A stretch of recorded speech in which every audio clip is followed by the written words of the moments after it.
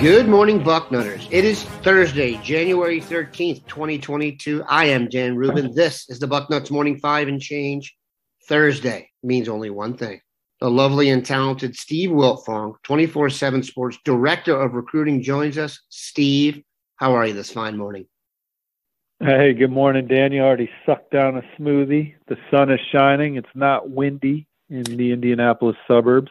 Sending this mild weather down I-70 through Dayton all the way to Columbus. And we will take it. It has been frigid. It is now something we can deal with, and we will do so. Lots of news to discuss on the coaching front. Ohio State has tweaked its schedule for next year. We're not going to talk about this too much, but they still open with Notre Dame. Some big games broken up there. There was a back-to-back against Michigan State, Penn State that got broken up. Definitely go check that out. We'll be doing a deep dive on that going forward. On the coaching front, there is news coming in fast and furious. Ohio State actually added a coach this morning. We'll get to that. First, we all know they hired Justin Frye out of UCLA to take over the offensive line. Greg Studrawa, gone after 6 seasons. You know a lot about Justin Frye based on his home state. What is Ohio State getting in its new offensive line coach? Well, they're getting a hard-nosed dude from the Midwest, the Hoosier State, Elwood, Indiana, Justin Frye. So you guys know I'm partial to guys from Indiana, and you guys are getting a good one here. And Justin Frye, who obviously, as you guys have read, has a terrific reputation in this industry as a football coach, a hard-nosed guy that has particularly orchestrated some of the best rush attacks in college football for several years. And, it's from a recruiting standpoint, he hasn't had a logo on his golf shirt like the one he's about to have at Ohio State, but he's a good guy, an engaging guy, has a good personality. He's going to do a good job recruiting Ohio State's top targets at previous jobs like Boston College and UCLA. He has landed some high-ranked guys, but I think a lot of those jobs have been an evaluating and player development type gig.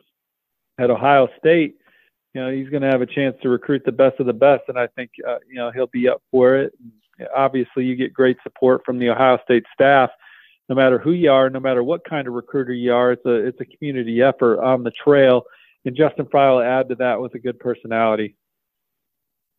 We are excited about Justin Frye being part of the mix. I think the fact that he has got a history with Ryan Day hopefully will ease his transition. The breaking news: Perry Eliano has joined from the Cincinnati staff. He coaches safeties. This is going to lead to a ton of Kerry Combs speculation. But you know Perry Eliano. We actually found this news out together, and you're impressed. Yeah, he is a go-getter on the recruiting trail for sure. Recruited J.Q. Hardaway, among others, to Cincinnati. Been a very successful coach, has a great reputation among his peers like Justin Frye. And he's a guy that's kind of had a blue-collar coaching career to get to this point, and he's going to bring that mentality to Ohio State. And he's been very integral in Cincinnati's success and player development over the last 2 years in the secondary. They got a couple NFL guys, obviously, the Sauce Gardner, Kobe Bryant from Glenville. They've done a terrific job within that program, and Perry Eliano deserves this opportunity, and he's going to do a great job. And he's a guy that loves getting after it on the recruiting trail, and he doesn't just recruit defensive backs for Cincinnati. In fact, the tight end that's blowing up nationally right now, Danny Lewis from New Iberia, Louisiana. Perry Eliano was the lead recruiter on him and had him committed to Cincinnati. So his recruiting chops aren't just designated to the secondary as well. He'll fit right in. Recruiting's important to him. Obviously, he's been one of the more successful defensive back coaches in the country the last 2 years as well. He has some knowledge of Ohio. A couple of years ago, he spent a couple of years at Bowling Green, but he's also a Texas native. Got a lot of experience in Texas, a lot of connections in Texas. he's a guy that you meet and it's memorable. And so he makes fast impressions on high school coaches, parents, and recruits. And we will see what this means about the aforementioned Kerry Combs. We're going to take a quick break, come back, talk more Cruton. All right, we are back. We're going to discuss recruiting and finishing off the class of 2022 here. We already have a commitment from Omari Abor, but there is rampant speculation the Texas native will ultimately flip out, most likely to the Longhorns.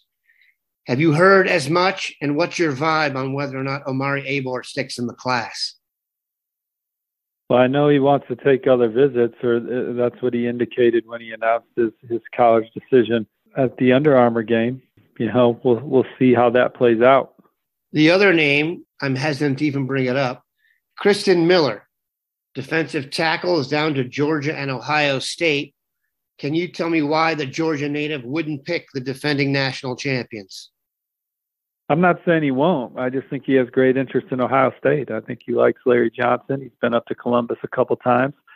He's a personality fit anywhere. He's got an electric personality, and he's different. And so with that, he might do something different and leave the state. Now, he certainly could still end up at Georgia, has great relationships with their staff, has great relationships with the guys in their recruiting class. I just think Ohio State's done a good job and is another enticing opportunity for the young man. All right, speaking of Georgia, we'll finish with this. The Bulldogs finally broke through and won a national championship. Do you think this opens up the floodgates now for a bunch of different programs to get in there? Does this mean that Alabama's chokehold and maybe Ohio State, Clemson's chokehold on college football is over? Or does this mean that Georgia has just entered the group? How do you see the national landscape developing from here? Well, I think that over the last couple of years, Georgia's been as talented as anybody. So it's not like they were new to the party or a flash in the pan this year. I mean, they've been to the playoff prior. They've had a lot of NFL draft picks. We've seen the recruiting. So it all led up to that.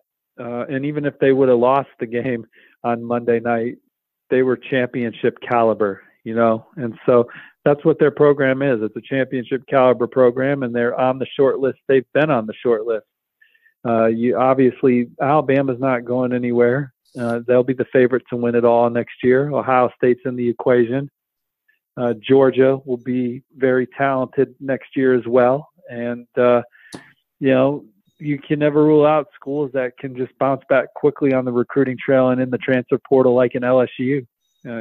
Florida should be a powerhouse like that with the conference they play in and the brand that represents.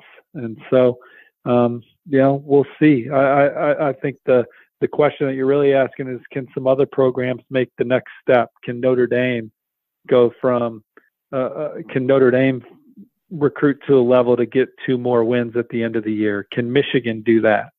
Those are programs that are more, I view, on the cusp, where like Georgia was already in the mix for me. I know that they lost to Florida last year, didn't have the end of the season didn't have the year that they were anticipating 2 years ago. But I think that they were always a program that you considered a legit national title contender by the way that they were recruiting. I think Notre Dame, Michigan, those are, what I would have had Oklahoma in there if Lincoln Riley was still the coach. We'll see what happens with Brent Venables. And Michigan just entered that mix, obviously. But if you're like you're trying to find 2 more wins, right? And so that's kind of the difference. So that's the levels, and that second level is still pretty damn high in the pecking order. It's just that elite level it's hard to get into that group. And as Bucknutters know, and Georgia will find out, it's hard to do it year after year after year. We are thankful that the Buckeyes are always in the hunt. We are thankful that Steve stopped by. Have a good one, Bucknutters. Take care, y'all. See you on the front row.